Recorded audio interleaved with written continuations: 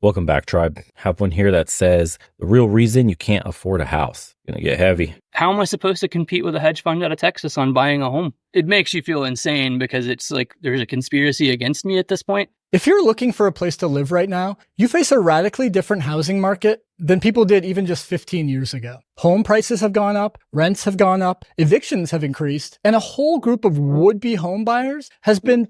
Look at that graph. Income needed to buy a house, median house value. You see how it shot up from 2020? This is the COVID money printer now we're all paying for a few years later. Trump printed 40% of the money supply, well, at least under his directive. I don't care who you blame, the Fed, Trump, Republic, it doesn't matter. Look, the government, red or blue, it's not on our side. They completely screwed the pooch when it came to money printing. It goes burr. We all pay for it. This is what's happening. It's only going to get worse. Now we're headed for stagflation. This is such an insane topic that in a short span of a few years, a majority of Americans have gotten priced out of homes just on cost. So we're not talking about the institutional investors that are coming in and overbidding 15, 20, 30,000 over asking price cash and just taking properties from right up under average, ordinary American families that are trying to start a foothold somewhere and begin their new lives. Insane. Dude, disgusting is what it actually is. Priced out of homeownership, becoming permanent renters. People want to own the American dream. They don't want to rent the American dream.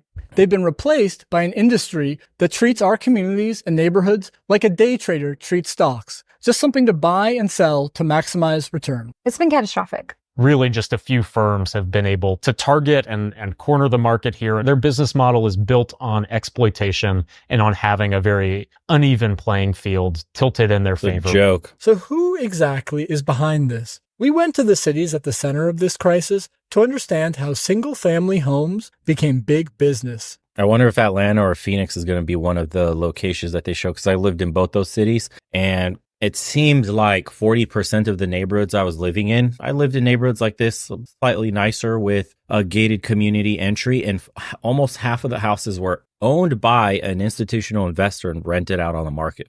Wild to see the change happen. Charlotte, North Carolina, huh? Yo nunca he hablado con los dueños, solamente con las personas que trabajan para el dueño. For the last 7 years, Sandra de los Santos has rented this house in Charlotte, North Carolina. Now she's packing up. In a few weeks, she and her family have to leave. Yo le dije a la compañía que hace 2 años la casa se venía llenando de moho, pero ellos nunca me habían hecho caso. From the beginning, Sandra's had problems with the rental. Every time it rained, water flooded into the house. Then came the mold. Mi esposo tuvo que cambiar esa pared para que no nos afectara, porque mis hijos prácticamente ellos cada mes estaban enfermando. Eran desvelos de mis hijos, no íbamos a trabajar por hacer todo eso y ellos no nos han compensado con ni $1. Nunca, al contrario, nos suben la renta. It's been years and she's been asking for repairs. Jessica Moreno is a housing organizer who's helping Sandra. They got their rent raised every year. They do what they can to make sure the rent is paid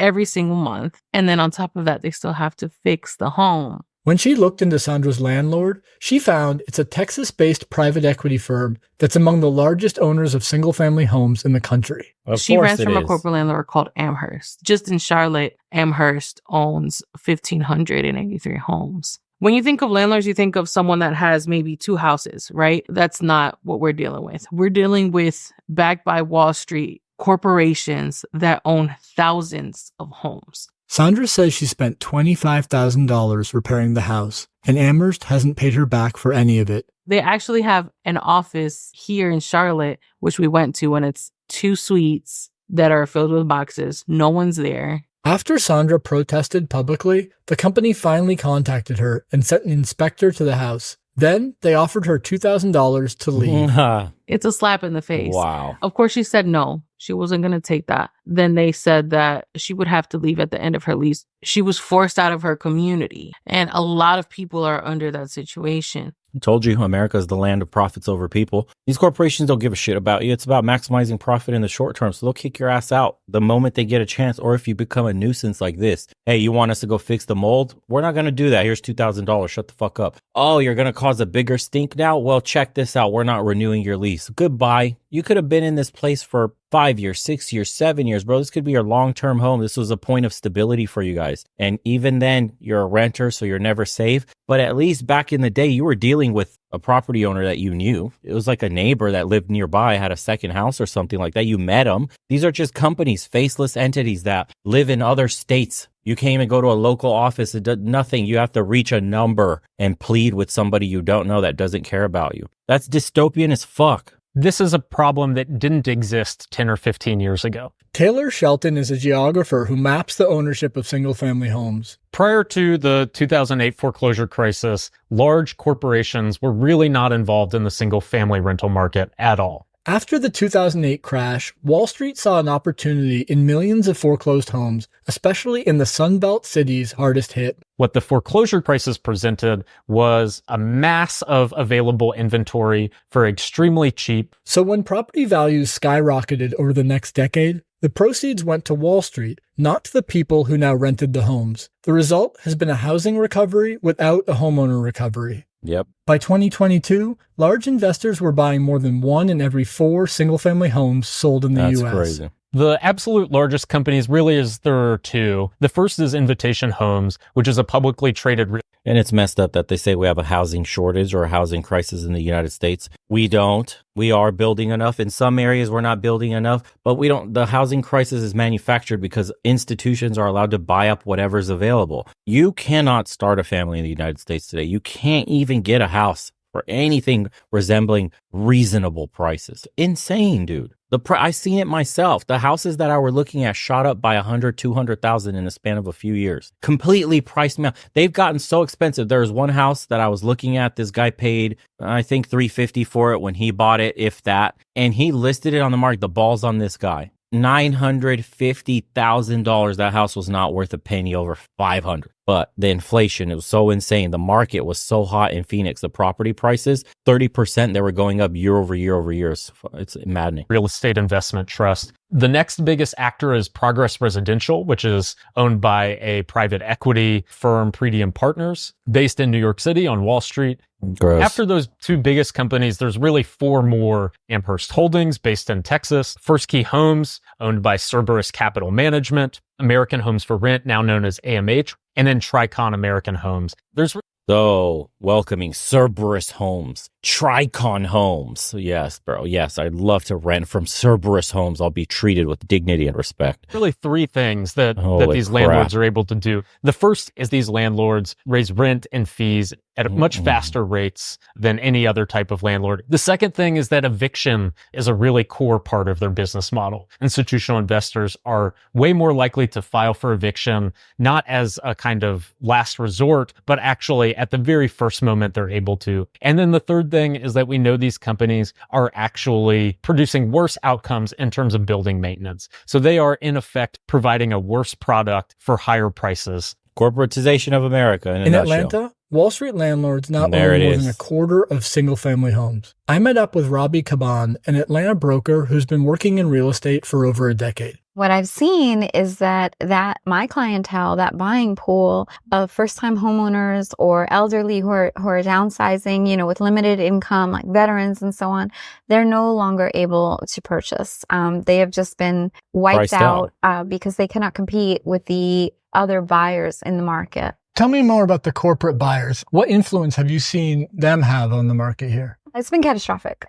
Truly, the pool of homes available has been so diminished that, in essence, normal people who have just general lending on limited funds are priced out and they're forced into rentals. And because those same companies control the rentals, there are very little options. When a cash buyer can come in, like the corporate buyers, and buy within 5 days, no appraisal, virtually no inspection, as is, how can a person who needs 30 days or more, needs an inspection, needs a due diligence period, needs an appraisal for the bank, it's required, compete with that? They can't. Yep. According to one study, the shift from owning to renting has resulted in over $1 billion of lost equity for renters over the last 10 years. And that's just in Atlanta. I mean, I paid $24,000 last year for a place that I have nothing to show for. Austin Hunter is a cabinet maker whose last 3 landlords have been different investment firms, most recently First Key Homes. In the last 6 years, Austin's rent has doubled. Long term, Holy he thinks shit. it might make more sense just to live in his van. How am I supposed to compete with a hedge fund from Texas that's trying to buy a house when,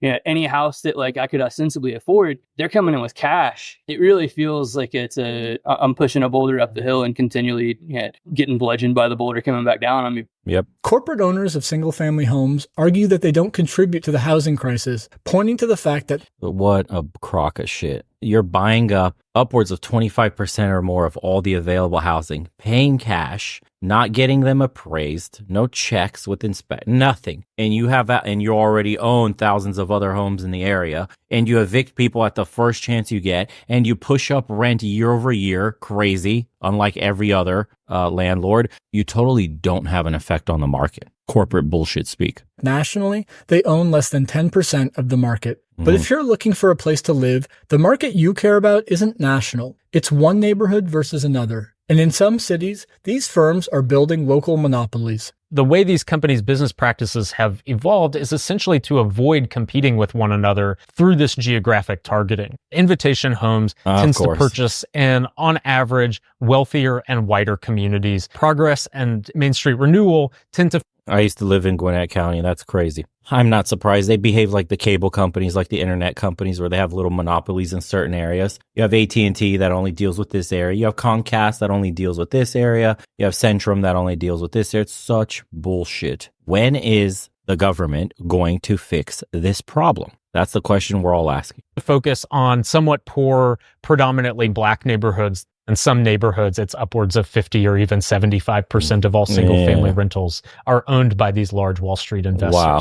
That element of market power is really significant in the way these companies operate, really meaning that if you want to live in a given neighborhood, you're forced into working with a single landlord. They set the price, and the price is outrageous. Today, my administration is sending a very clear message to corporate landlords. In July, the Biden-Harris administration announced a new plan to slow rent increases. We are going to cap rent increases at no more than 5% a year. Oh, God, we capped it, bro. Is that it? That's the Band-Aid solution? We're supposed to be happy that you capped it at 5%, so it's still outpacing people's earnings. Coupled with inflation in general of everything else, you're still not making ends meet. This is crazy to me. How about you ban corporate ownership of family homes, period? If you own a single home, you have to pay something outrageous, like 80% of the tax rate of all profits coming out of there. Make it so untenable for corporations to even want to get into owning multiple properties. That's the only way out. We would need supply to free up at such an amount just to start beginning fixing this problem with the housing crisis.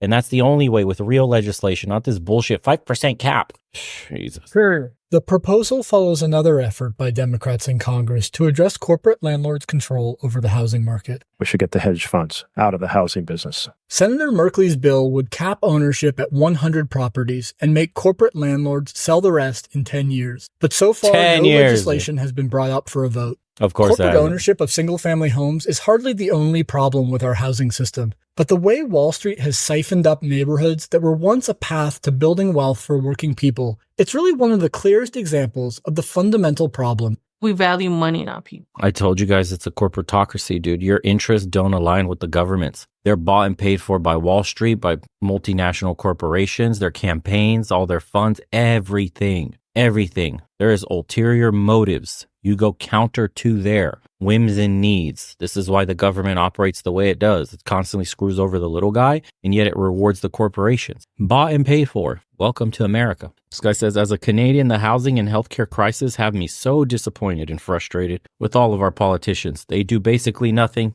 Seeing these major problems develop over years, it's ridiculous. Worst product at higher prices is the private equity slogan. It's absolutely frustrating. As somebody that was looking to buy a house in America and is struggling, watching the price escape me in real time as I'm saving money, my dream vanishing before my eyes, the thoughts of fatherhood, starting a family along with it, just because the government can't do its goddamn job and nip this corporate investment in the bud of single family homes. They don't want to do anything. And of course, why? Because it doesn't align with their interests. Why should they listen to the little guy? Why should they care about the little guy? All they care about is you paying your taxes, going to work like a little slave and keep producing for the machine at large, while they siphon all the profit upwards into their pockets so they could buy their 10th yacht. Such bullshit. Back in the day when I purchased my first home to live in, That was Miami in the early 1990s. First mortgages with rates of 8 to 9% and 9 to 10 were typical. People will have to accept the possibility that we won't ever return to 3%. If sellers must sell, home prices will have to decline and lower valuations will follow. Pretty sure I'm not alone in my chain of thoughts. This country, and I believe this fully too, this country has socialism for the rich, rugged individualism for the poor. Pull yourself up by the bootstraps. But if I'm a corporation, I'm too big to fail. Daddy, bail me out with public money. America in a fucking nutshell. Capitalism, my ass. We'll see you guys on the next one. Appreciate you tuning in. If you enjoyed today's episode, like, comment, subscribe. Appreciate everybody that's been buying shirts, joining the private community, hanging out with us on some of the calls, and doing some of the private consults too. A lot of people are interested in going overseas, so those conversations have been interesting to say the least. We'll see you guys on the next one. Take care, everybody.